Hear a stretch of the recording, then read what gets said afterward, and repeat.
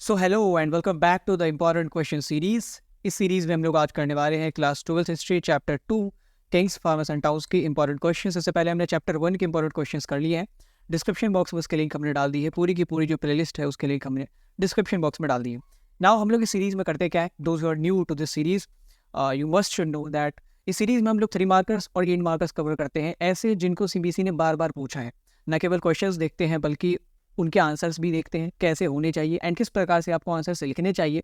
वो answer writing tips भी मैं आपको थ्रू आउट द वीडियो बताता चलता हूँ। सो इसको शुरू से लेकर अंत तक ज़रूर देखें। केवल पीडीएफ की लालच में अगर आप देखेंगे तो you are going to miss out on very important things, जैसे आंसर राइटिंग हो गया, कंक्लूजन कैसे बनाना है। एक ही सवाल जो अगर 3 मार्कर में पूछा गया है तो कैसे जवाब देना है उसका, और वही सवाल अगर 8 मार्कर में पूछा गया है तो हमें कैसे अपने आंसर्स को एक्सटेंड करना है। ये सारी चीज़ें जो है जब तक आप पूरे वीडियो को नहीं देखेंगे आप नहीं समझ पाएंगे। So without any further delay let's get started with the video. शुरुआत करेंगे हम लोग 3 मार्कर के साथ। और बहुत सारे बच्चे एमसीक्यूज़ के बारे में पूछ रहे थे, तो एमसीक्यूज़ जो है उसके ऊपर मैं एक सेपरेट सीरीज लाऊंगा। सो वेट फॉर दैट। पहले ये इंपॉर्टेंट क्वेश्चन की सीरीज सब्जेक्टिव वाली कंप्लीट कर लेते हैं। And again I am making this claim कि अगर आप इन वीडियोज़ को देखते हो तो इन चैप्टर से जो भी सब्जेक्टिव क्वेश्चन आएंगे उनको आप टैकल कर पाओगे, इन्हीं से आने हैं। और अगर इस तरीके से लिखते हो you will be getting full out of full. पहला जो हमारा 3 मार्कर है that has been asked 3 times. 2013 में, 2017 में, 2019 में पूछा गया है। क्वेश्चन है, how do modern historians explain the development of Magadha as the most powerful mahajanapada. एकदम स्ट्रेट फॉरवर्ड क्वेश्चन है कि कैसे जो हिस्टोरियंस हैं वो मगध को एक पावरफुल महाजनपद मानते थे, क्या कारण था। दूसरा सवाल वही है, बस स्टेटमेंट बेस्ड है। Magadha became the most powerful mahajanapada between 6th and 4th century BC. Substantiate करे इस स्टेटमेंट को। अगेन वो इस स्टेटमेंट के रीजन आपसे पूछना चाहते हैं, इसको प्रमाणित करे। तीसरा सवाल भी स्ट्रेट फॉरवर्ड है और इसी से रिलेटेड है।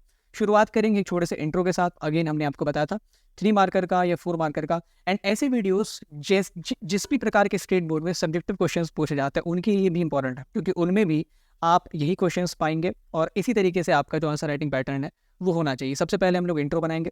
चूंकि हमारा जो सब्जेक्ट है वो मगध है तो मगध के ऊपर एक छोटा सा इंट्रो। और इंट्रो में क्या डालना है, या तो आप किसी चीज़ की तारीफ कर सकते हैं, अगर किसी फीचर के बारे में सवाल है तो आप तारीफ करें, उसको एग्जैजरेट कर दें, और अगर किसी कॉन्सेप्ट के बारे में है, किसी टर्म के बारे में है तो उसके बारे में एक फैक्ट बता दें।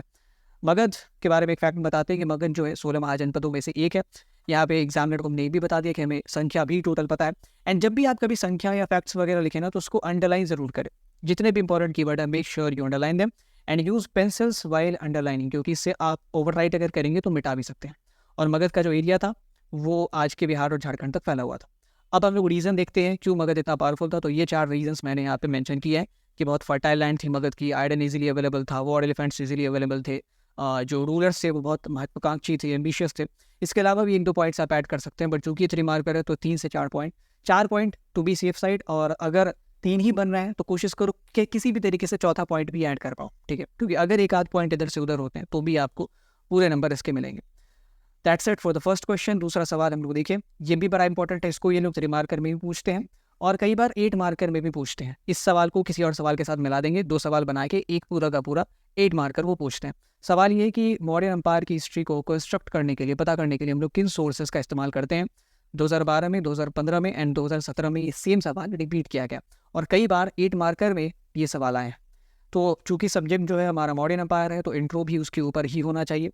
Modern empire was the first empire in the history of India. It was established by Chandragupta Maurya in 321 BC. Again ये फैक्ट है, तो जो सबसे इंपॉर्टेंट टर्म है वो इसके फाउंडर और कब ये इस्टेब्लिश हुआ था। जिस भी अगर आप हिस्ट्री में डेट लिखते हैं तो make sure you underline it, क्योंकि डेट ना बहुत बच्चे याद ही नहीं कर पाते।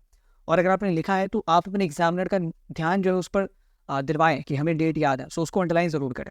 तो यहाँ पे मैंने अंडरलाइन कर दिया फाउंडर को एंड किसकी मदद से किया। So that is the intro. And इसके बाद मॉडर्न एम्पायर के क्या क्या सोर्सेज हमारे पास अवेलेबल है। तो सबसे पहला अशोका के जो एडिक्ट्स हैं, उसके बाद स्कल्पचर्स हमें पता चलता है, सांची, सारनाथ वगैरह के वहाँ पे पिलर डिस्क्रिप्शंस वगैरह लगे हुए हैं। फिर किताबों से पता चलता है जिसमें अर्थशास्त्र आता है, इंडिका आता है, कुछ लिटरेचर्स आते हैं बुद्धिज़्म के, जैनिज्म के, इवन पौराणिक लिटरेचर में भी मॉडर्न एम्पायर का जिक्र है। सो इस तरीके से आप एक 3 मार्कर इस टाइप का अटैम्प्ट कर सकते हैं।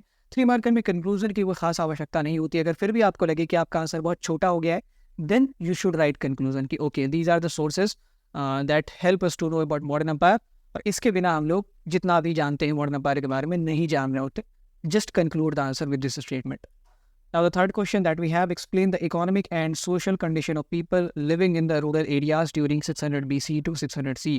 जो सोशल कंडीशन है और इकोनॉमिक कंडीशन है लोगों की इस अर्ली हिस्टोरिक पीरियड में जो रह रहे थे उनके बारे में बताइए। जो ग्रामीण इलाकों में रह रहे थे तो वो ऑब्वियसली इकोनॉमिक कंडीशन में क्या वो सर्वाइव कैसे करते थे, क्या क्या उनके पास इनकम सोर्सेज थे। उसके अलावा सोशल कंडीशन दैट मीन्स कि उनका आपस में कैसा रिलेशन था, क्या हायरार्की एग्जिस्ट करती थी, कोई सोशल डिफरेंस था, इन सब के बारे में आपको बताना है। सब्जेक्ट आपका social economic condition about rural people of early historic period. तो छोटा सा इंट्रो हमने दे दिया। Rural areas of early historic period was marked by agriculture, land grants and social differences. और इन्हीं के बारे में हम लोग आगे इस आंसर में इलेबोरेट करने वाले हैं।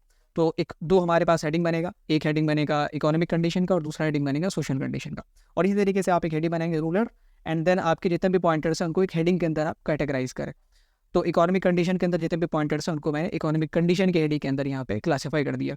इसमें मैंने बताया कि ज़्यादातर जो लोग थे वो एग्रीकल्चर करते थे और एग्रीकल्चरल प्रोडक्शन को बढ़ाने के लिए अलग अलग स्ट्रैटेजीज इंप्लीमेंट की जाती थी। उनमें से कुछ स्ट्रैटेजीज है, उनका नाम मैंने यहाँ पे डाल दिया, ज़्यादा एलैबोरेट नहीं करना, जस्ट मेंशन द नेम। उसके अलावा सोशल कंडीशन की बात करें तो जो सोशल सोसाइटी था वो लैंड रिसोर्सेज के डिवीज़न पे डिवाइडेड होता था। जिसके पास ज़्यादा ज़मीनें होती थी वो ज़्यादा रिसोर्सफुल माना जाता था, ज़्यादा पावरफुल होता था। तमिल सोसाइटी में भी ऐसे एविडेंस मेरे वहाँ पे जो सोसाइटी थी वो 3 ग्रुप्स में बांटी हुई थी, वेलेलार, उजावार, अदीमई। देखो यहाँ पे अगर ये 8 मार्कर होता ना तो हम लोग प्रॉपर हायरार्की बनाते, थोड़ा इसे एलैबोरेट करते, बट चूंकि ये प्रॉपर 3 मार्कर है, ठीक है, तो इसमें इतने एलैबोरेशन की ज़रूरत नहीं है। उसके अलावा आप एक पॉइंट ये भी मेंशन कर सकते हो कि जो रूरल लोग थे उनके रिलेशन अमूमन राजाओं के साथ बहुत स्ट्रेंड होते थे, बहुत स्ट्रेस्ड होते थे, अच्छे रिलेशन नहीं होते थे। सो that's all for this question.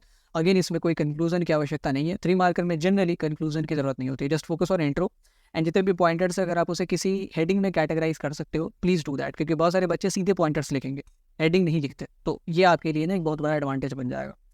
7th question, describe briefly any 2 strategies for increasing agricultural production. ये 2010 में आया है और ये सवाल इसलिए इंपॉर्टेंट है क्योंकि यही सवाल बहुत बार 8 मार्कर्स में भी पूछा गया है कि ओके रूरल एरिया कैसा था अर्ली हिस्टोरिक पीरियड में एंड वो लोग कैसे एग्रीकल्चरल प्रोड्यूस को बढ़ाते थे, इंक्रीज कैसे करते थे।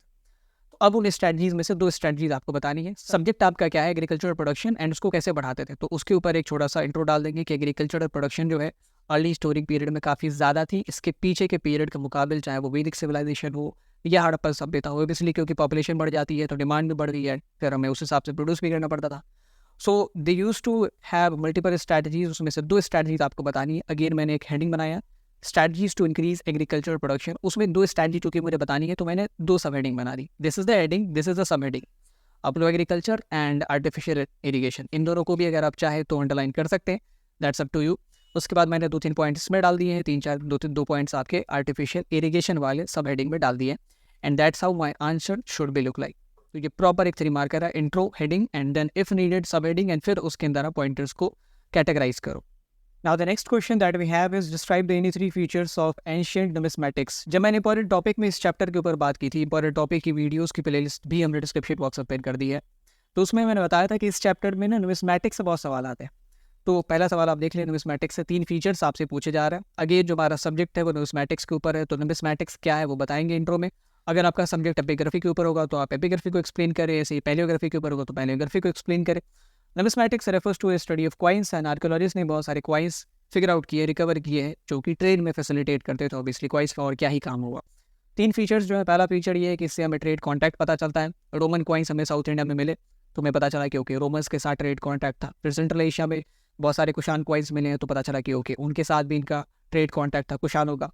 उसके अलावा बहुत सारे रूलर्स की जो पर्सनल इन्फॉर्मेशन है वो भी हमें कॉइन्स के जरिए मिलती है क्योंकि उस पर उनके नाम और फोटोज़ वगैरह होते थे। तीसरा बहुत स्ट्रेंज पॉइंट है, it helps to know global situation. जब किसी कॉइन अचानक से हमने देखा कि अभी तक गोल्ड कॉइन चलता था फिर सिल्वर कॉइन आ गया, दैट मीन्स कि गोल्ड की शॉर्टेज हो गई होगी।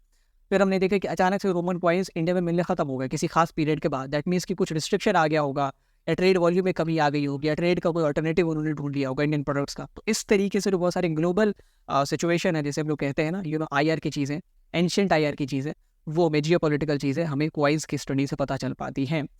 अगला क्वेश्चन भी हमारा कॉइन्स के ऊपर ही है। Describe how numismatics of the 6th century BC onwards, उसके बाद जिस तरीके से नुमिस्मैटिक्स का चलन हुआ है इसने हमें अलग अलग किंगडम्स की हिस्ट्री को रिकन्स्ट्रक्ट करने में किस तरीके से मदद की है। दूसरा सवाल भी वही है, what do you mean by numismatics, and किस तरीके से इन्होंने अलग अलग कमर्शियल नेटवर्क्स को फिगर आउट करने में हमारी मदद की है। बहुत सिमिलर आंसर होगा दोनों का। पहले हम लोग नुमिस्मैटिक्स को एक्सप्लेन करेंगे, व्हाट इज नुमिस्मैटिक्स। तो नुमिस्मैटिक्स जो एक स्टडी है, study of coins, and again intro can be the same. पिछला सवाल का इंट्रो हम इसमें चिपका सकते हैं।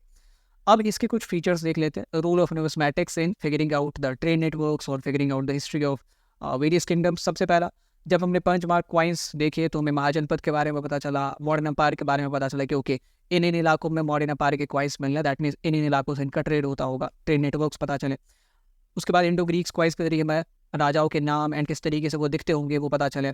गोल्ड क्वाइस हमें पता चला कि कुषाण पीरियड के दौरान है, उससे पहले नहीं था, तो हो सकता है गोल्ड अभी चलन में आया होगा क्वाइस के जरिए। उसके बाद फिर पता चला कि कुशारों के क्वाइस हमें सेंट्रल एशिया अफगानिस्तान में मिलने, दैट मीन्स कोई ट्रेड रिलेशन रहा होगा। रोमन क्वाइस हमें बहुत सारे साउथ इंडिया में मिले, दैट मीन्स कोई ट्रेड रिलेशन रोमन का इंडियन ट्रेडर्स के साथ रहा होगा। तो इस तरीके से जो है न्यूमिस्मैटिक्स और स्टडी ऑफ क्वाइस ने हमें बहुत सारी चीज़ें फिगर आउट करने में मदद की है। Now the next question, the 10th question, again there are limits to which epigraphy can reveal. Epigraphy की अपनी लिमिटेशंस होती है, उसको आपको, अगेन ये छोटा सा स्टेटमेंट है, statement is our limitation of epigraphy. आपको इलेबोरेट करना है कि क्यों इसे ऐसा कहा गया है। चूँकि हमारा सब्जेक्ट एपिग्राफी के ऊपर है तो एक बार उसे एक्सप्लेन कर देते हैं। Epigraphy refers to the study of inscription and epigraphy जो है अर्ली हिस्टोरिक पीरियड की जितनी भी चीज़ हमारे पास अभी पता है उसको फिगर आउट करने में बहुत हेल्पफुल रहा है। एपिग्राफी की लिमिटेशन की बात करें तो यही सवाल अगर 8 मार्कर में पूछा जाता फिर प्रॉपर मैं फ्लो चार्ट बनाता, बहुत सारे उसमें एलिमेंट्स डालते। यहाँ पे केवल हमें 3 से 4 पॉइंट लिखने हैं। एपिग्राफी बहुत crucial but it has its own limitation and इसके अलावा एक हेडिंग डाल दिया, लिमिटेशन ऑफ एपिग्राफी। लेटर्स कभी कभी फिल्टरली इंग्रेव्ड होते हैं, मिसिंग भी हो जाते हैं, थोड़ा बहुत पोर्शन किसी इंस्क्रिप्शन का अगर टूट गया है तो उसे प्रॉपर फिगर आउट करने में, पता करने में बहुत वक्त लग जाता है, बहुत मेहनत लगती है।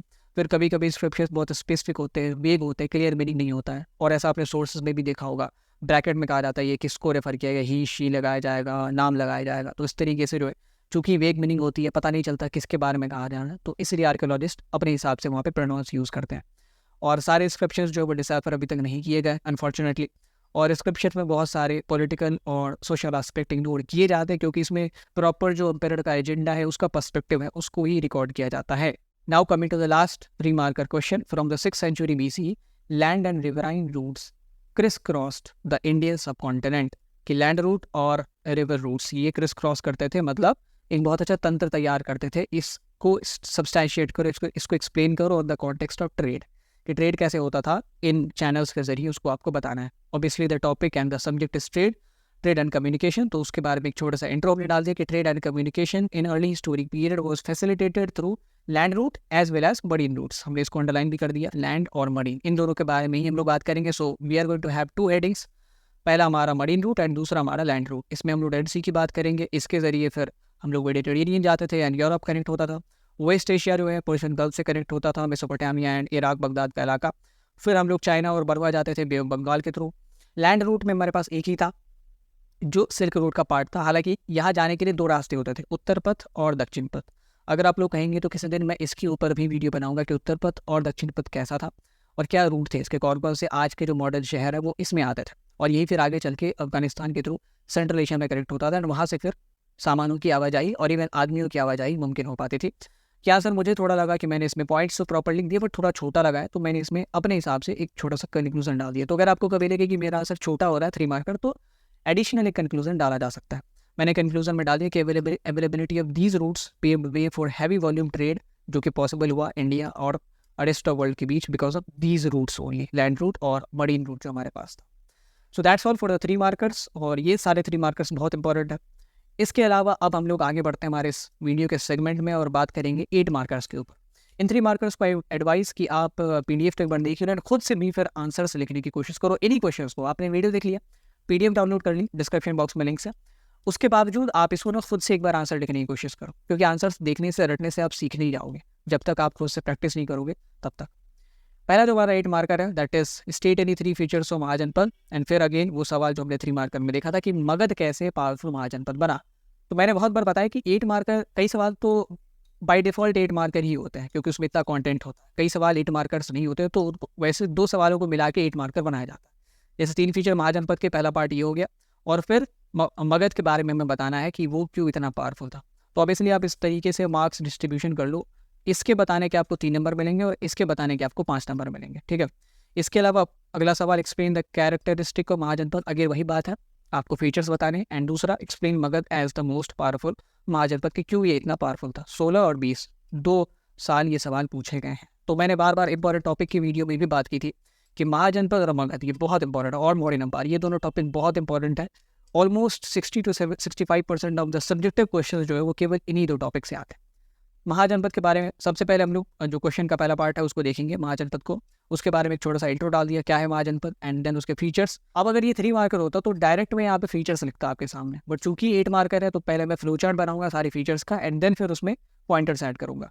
तो कुछ जो फीचर्स है, पहला फीचर ये कि कैपिटल सिटी, आर्मी होती थी, ब्यूरोक्रेसी होती थी, रेवेन्यू सोर्सेज के बारे में बात करेंगे, और अब इन फीचर्स की हेडिंग बना के इसके अंदर पॉइंट लिखते हैं। कैपिटल सिटी में सबसे पहले आएगा, हर एक महाजनपद की अपनी कैपिटल सिटी होती थी, और ज़्यादातर जो कैपिटल सिटीज़ थी वो फोर्टिफाइड थी।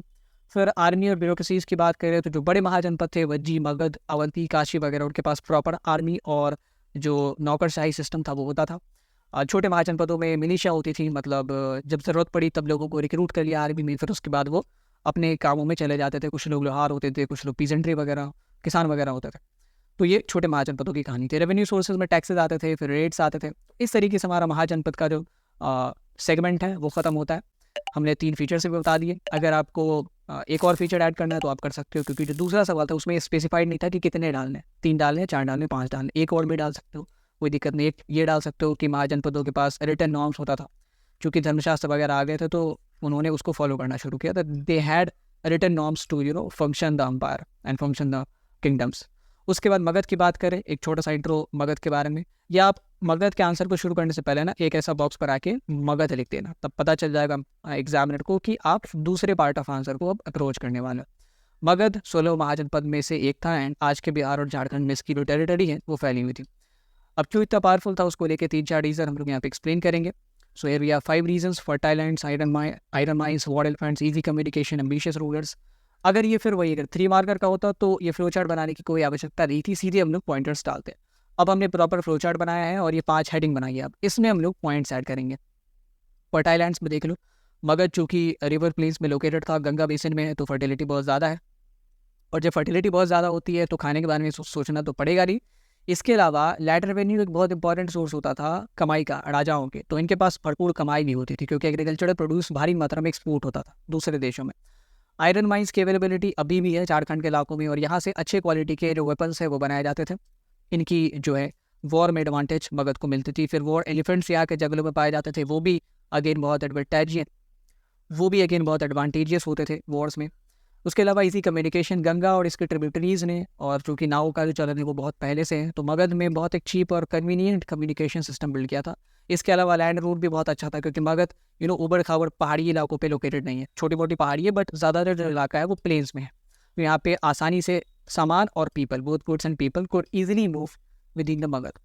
सबसे इंपॉर्टेंट फीचर जो है सबसे इंपॉर्टेंट कारण जो है दैट इज़ एम्बिशियस रूलर। यहाँ के रूलर्स बहुत एम्बिशियस थे, और उन्होंने हमेशा कोशिश की कि इनके जो फ्रंटियर्स है वो बढ़ते रहे, सीमाएं बढ़ाते रहे वो लोग।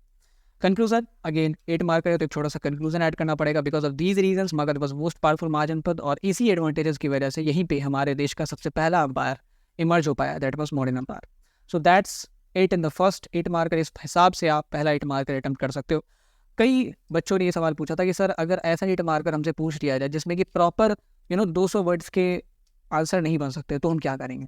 तो आप क्या करना, उसके पेरिफेरल चीज़ें लिखना शुरू करना, ठीक है। जैसा आपने पिछले वीडियो में देखा होगा, एक सवाल था क्राफ्ट प्रोडक्शन के प्रोक्योरमेंट से रिलेटेड, और वो 8 मार्कर पे पूछ लिया गया, तो वहाँ पे मैंने कोई 100-150 वर्ड लिखे थे।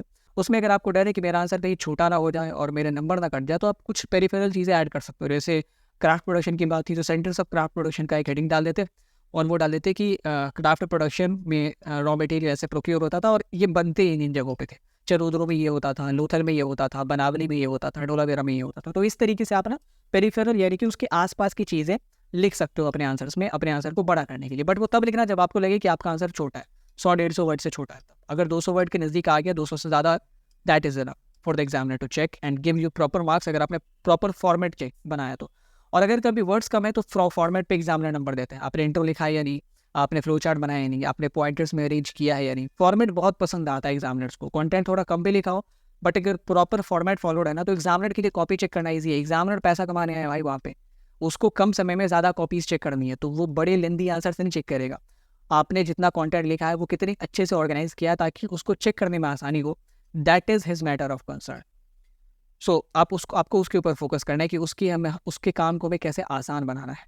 दूसरा 8 marker, what do Ashokan inscriptions tell us about the Mauryas, describe the limitations of inscriptional evidence. 2 सवाल, अशोकन इंस्क्रिप्शन के बारे में, दूसरा लिमिटेशन के बारे में। अशोकन इंस्क्रिप्शन के बारे में, अब जो 8 मार्कर के इंट्रो है ना वो थोड़े से बड़े होंगे, 1.5-2 लाइन के होंगे, और 3 मार्कर में हमने आपको कहा था कि 1-1.5 लाइन का भी चल जाएगा। Ashoka was the first empire in the history of India to issue inscriptions, और उसके जो इंस्क्रिप्शन है वो मोस्ट वैल्यूबल माने जाते हैं। उसके अलावा थोड़ा सा हमने उसके इंस्क्रिप्शन के पेरिफेरल चीज़ों के बारे में डिस्कस कर दिया है। डायरेक्ट हम नहीं बताते कि इसने किस तरीके से हमने मॉडर्न हिस्ट्री फिगर आउट करने में मदद की है। कुछ पेरिफेरल चीज़ है, अशोका के इंस्क्रिप्शन कितने टाइप के थे वो बता दिया, एक हेडिंग में उसके फीचर्स बता दिए कि भाई ज़्यादातर इंस्क्रिप्शन प्रकृति में लिखे गए थे, और ये 3-4 स्क्रिप्ट्स जो है वो यूज़ की गई थी, पूरे भारतवर्ष में इसके इंस्क्रिप्शंस फैले हुए थे। अब हम लोग बताएंगे कि क्या रोल था।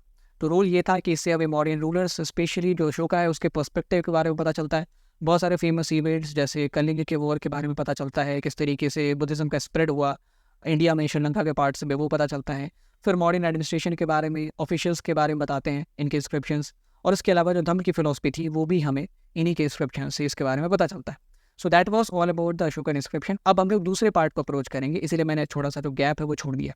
अब दूसरे पार्ट को अप्रोच करते हैं, इंस्क्रिप्शंस में क्या लिमिटेशन है। तो उसके लिए भी एक छोटा सा इंट्रो डाल दिया कि ये इंस्क्रिप्शंस जो है वो बहुत वाइटल ज़रूर हैं, इसको आप अंडरलाइन कर सकते हो, बट उसके अलावा इसके इनमें कुछ खामियां भी है, कुछ इसके लिमिटेशंस भी हैं। तो इसमें अगर 3 मार्कर होता तो मैं 3-4 पॉइंट बना के सम अप कर देता, बट यहाँ पे मैंने एक फ्लो चार्ट बनाया है, और आप देखेंगे तो इसमें 2 कैटेगरी में, टेक्निकल लिमिटेशन और दूसरा फंडामेंटल लिमिटेशन में मैंने दोनों प्रकार के लिमिटेशंस को बांटा और उस हिसाब से फिर पॉइंटर्स अरेंज किए।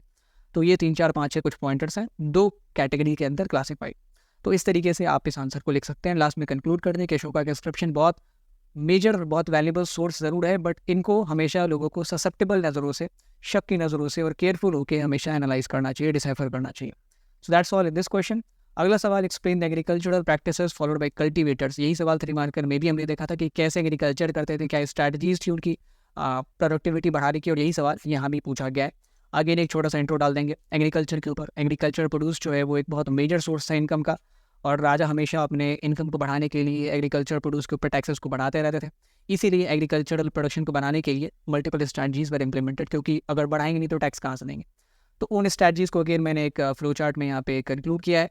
पहला प्लो एग्रीकल्चर, फिर पैडी ट्रांसप्लांटेशन, फिर आर्टिफिशियल इरिगेशन, फिर लैंड ग्रांट्स। एक एक करके देख लेते हो।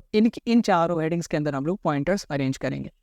प्लो एग्रीकल्चर में सबसे पहले आयरन टिप प्लो की बात करेंगे, इससे एफिशिएंसी बढ़ गई, लेकिन कुछ रीजन्स में अभी भी हो एग्रीकल्चर ही होता था। जैसे पंजाब और सिंध के रीज़न है, वहाँ पे पानी ज़्यादा नहीं है तो हल से खेती नहीं करते थे वो लोग। और फिर टेरेस वगैरह में जहाँ पे पहाड़ी इलाका है तो वहाँ पे भी जो है हल से खेती नहीं होती थी, वो एग्रीकल्चर ही होती थी। पैडी ट्रांसप्लांटेशन होता था जहाँ पे राइस की अवेलेबिलिटी होती थी, जहाँ पे राइस उगाया जाता था, वहाँ पे इससे एफिशिएंसी बढ़ गई, हालांकि बहुत मेहनत कश काम होता था। आर्टिफिशियल इरिगेशन लगाया जाता था, अब केवल रेन वाटर पे लोग डिपेंडेंट नहीं थे, वेल्स बनाए गए, रिजर्वॉयर्स बनाए गए, बड़े बड़े टैंक्स बनाए गए, और ये काम अमूमन जो बड़े लोग होते थे गाँव के, और कभी कभी स्टेट भी इसमें मदद करती थी। चौथा जो तरीका था लैंड प्रोडक्शन बढ़ाने का, वो था लैंड ग्रांट दे दो। जो भी ज़मीन अभी तक खाली पड़ी है उसको किसी न किसी ब्राह्मण को, किसी सामंत को दे दिया। अब कहा कि इसमें जितना भी फसल उगेगा उसका कुछ पोर्शन तुम रख लेना, कुछ हमें दे देना। तो ऑब्वियसली वो अपनी कमाई के लिए क्या करेगा, ज़्यादा प्रोडक्शन करने की कोशिश करेगा। So they try to increase agriculture production in every way is possible, क्योंकि उससे उनकी भी कमाई बढ़ती है और साइमल्टेनियसली सरकार की भी कमाई बढ़ती है और साइमल्टेनियसली एग्रीकल्चरल प्रोडक्टिविटी भी बढ़ेगी। So these strategies again I am concluding, due to these strategies cultivators manage to increase the agriculture productivity. अगला सवाल, अगला 8 मार्कर, और ये शायद आखिरी 8 मार्कर है हमारा। Describe the main characteristic of modern administration. Modern administration के ऊपर बात करनी है, पहला सवाल। और दूसरा, point out the major sources used by historians. क्या क्या सोर्सेज अवेलेबल है हमारे पास मॉडर्न एम्पायर के बारे में जानने के लिए, उसके बारे में भी आपको बताना है। Modern empire was founded by Chandragupta Maurya. हमें चूंकि मॉडर्न एम्पायर के ऊपर जो हमारा पहला सवाल है इसमें 8 मार्कर का, वो मॉडर्न एडमिनिस्ट्रेशन के ऊपर है, तो एक छोटा सा इंट्रो मॉडर्न एम्पायर के ऊपर मैंने यहाँ पे डाला है। और उसके बाद मॉडर्न एम्पायर के मॉडर्न एडमिनिस्ट्रेशन के फीचर्स के ऊपर बात कर लेते हैं। सबसे पहला पॉलिटिकल सेंटर्स, फिर आर्मी के बारे में। जिन चीज़ों के बारे में आपके एनसीईआरटी में जिक्र है केवल उसको लिखें। आपने कहीं थर्ड पार्टी से कोई इन्फॉर्मेशन गैदर की है लिख सकते हैं, बट क्या है, एग्जामिनर उस फ्रेम ऑफ माइंड से आता है कि मैं एनसीईआरटी बेस्ड आंसर्स ही प्रेफर करूँगा, तो आपने एनसीईआरटी की चीज़ें ही वहाँ पर डालनी है। फिर धम्म फिलॉसफी के बारे में बात करेंगे कि इसने किस तरीके से एम्पायर के फंक्शनिंग में एक बहुत अहम रोल प्ले किया। अगेन इन सबको मैंने अलग अलग हेडिंग्स में, पॉइंटर्स में अरेंज कर दिया। पॉलिटिकल सेंटर की बात करें, 5 पॉलिटिकल सेंटर थे। यहाँ पे एक छोटा सा जो है क्रिएटिविटी, अब जितना क्रिएटिविटी 8 मार्कर में आप दिखा सकते हो आप दिखाओ। 5 पॉलिटिकल सेंटर है, उसमें से पाटलिपुत्रा कैपिटल था और 4 आपके प्रोविंशियल कैपिटल्स थे। एडमिनिस्ट्रेशन इन्हीं पॉलिटिकल सेंटर्स के जरिए होता था और जो कंट्रोल था वो भी यही से एक्सरसाइज किया जाता था। उसके बाद दूसरा हमारा heading army of modern empire, इसमें कुछ ग्रीक स्टैट्स आप यूज़ कर सकते हो, जो मैकस्टनीज ने मेंशन किया है कि कितनी संख्या थी फूड सोल्जर्स की, कैवालरी की, एलिफेंट्स की। इसके अलावा एक मिलिट्री कमेटी होती थी जिसमें 6 सब कमेटी थी इन सबको मैनेज करने के लिए, उसके बारे में भी बता सकते हो। अगर केवल यही सवाल हमारे पास होता है कि मॉडर्न एडमिनिस्ट्रेशन के बारे में बताओ और वो 8 मार्कर में होता ना, तो फिर मैं इस मिलिट्री कमेटी की जो 6 सब कमेटीज़ है इनके रोल्स को भी थोड़ा सा एलैबोरेट करता। बट चूंकि इसमें 2 सवाल है, मुझे ऐसा लगता है कि ये 4 मार्कर के लिए, चूंकि 2 सवाल है तो 4-4 का आप रेशियो बांट लो, तो ये 4 नंबर के लिए इतना कंटेंट आपका इनफ है। फिर उसके बाद हमें फिलॉसफी का भी रोल आता है, क्योंकि हम फिलॉसफी ने पीसफुल एडमिनिस्ट्रेशन को प्रमोट किया और इसलिए जो है इसने मदद की एम्पायर को होल्ड करने में, लोगों के वेलबींग को इंश्योर करने में। क्योंकि अशोका बहुत ज़्यादा जो है ना पीपल सेंट्रिक, अपने सब्जेक्ट सेंट्रिक रूलर बन गए थे। पहले वो एम्बिशियस रूलर थे, उसके बाद वो प्रजा सेंट्रिक बन गए और बहुत ज़्यादा वेलबींग को इंश्योर करने लगे। और धम्म की फिलॉसफी को एक्सपैंड करने के लिए धम्म महामत्ता भी नियुक्त किए गए। सो उसके अलावा अब हम दूसरे पार्ट को जब अप्रोच करेंगे तो एक छोटा सा बाइफर्केशन, आप या तो 2-3 लाइन का गैप ले सकते हैं अपने पेपर में। उसके अलावा एक हेडिंग डाल दें, सोर्सेज ऑफ मॉडर्न एम्पायर, यानी कि अब एग्जामिनर को पता चलेगा कि आप दूसरे पार्ट के ऊपर, इसी क्वेश्चन के दूसरे पार्ट के ऊपर ये अप्रोच कर रहे हैं। उसमें हमारे पास वेरियस सोर्सेज हैं, इंपॉर्टेंट सोर्सेज। अगेन मैंने एक फ्लो चार्ट बनाया और इसमें सारे सोर्सेज मेंशन कर दिए, कंक्लूजन भी डाल दिया है। These sources are the reason behind all the information that we have about this modern empire. उसमें भी सबसे खास जो सोर्स है हमारा एडिक्ट्स ऑफ अशोका, क्योंकि इसमें बहुत सारे कॉन्टेंट्स अवेलेबल है। सो that's all in this chapter. ये हमारे सारे सब्जेक्टिव इंपॉर्टेंट सब्जेक्टिव क्वेश्चंस थे, चाहे वो 3 मार्कर हो, 8 मार्कर हो। होप कि आपने इनके आंसर्स को देखा होगा एंड सबसे इंपॉर्टेंट इनको कैसे लिखना है उस तरीके को समझा होगा। Now what your job? Job is to download the PDF, description box में लिंक डाल दिया है और डिस्क्रिप्शन बॉक्स में और भी बहुत सारी जो रेलेवेंट प्लेलिस्ट है उसकी भी लिंक हमने डाल दी है। So check them out. PDF download करने के बाद एक एक करके सारे क्वेश्चंस को आपको अटेम्प्ट करना खुद से, आपको कॉपी नहीं करना। मेरे आंसर्स को मैंने जिस तरीके से लिखा है उसको कॉपी नहीं करना, आपको खुद के आंसर्स लिखने, ठीक है। और फिर उसके बाद देखना है क्या आपने फॉर्मेट फॉलो किया है या नहीं। कंटेंट आगे पीछे हो सकता है बट क्या फॉर्मेट फॉलोड है या नहीं, आपने इंट्रो लिखा है, प्रॉपर पॉइंटर्स अरेंज किए हैं, अगर हेडिंग लगा सकते तो क्या हेडिंग लगाया है या नहीं लगाया। So these things you have to take care of. उसके बाद की चीज़ें जो है वो खुद ब खुद हो जाएगी। सो that's all in this video. Hope कि आपने इस वीडियो से बहुत सारी चीज़ें सीखी होंगी। मेक श्योर अगर आपको ये वीडियो पसंद आई है, press the like button, and अगर आपने सब्सक्राइब नहीं किया है, make sure hit the subscribe button and the bell icon, and please share this video with your friends. Thank you.